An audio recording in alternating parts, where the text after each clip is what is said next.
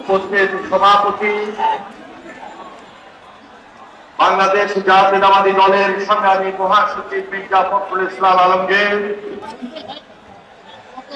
আজকের এই সমাবেশের প্রধান অতিথি বিএনপির ভারপ্রাপ্ত চেয়ারম্যান,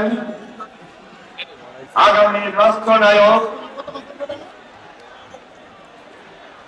জনাব তারেক রহমান, মঞ্চ উপস্থিত জাতীয় নেতৃবৃন্দ, প্রিয় ভাইয়েরা আমার, আজকে এই সমাবেশে যারা উপস্থিত হয়েছেন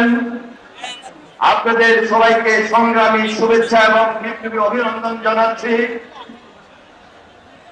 আপনারা জানেন এই লড়াইয়ে আমরা অবতীর্ণ হয়েছিলাম, সেই গণতন্ত্রের লড়াই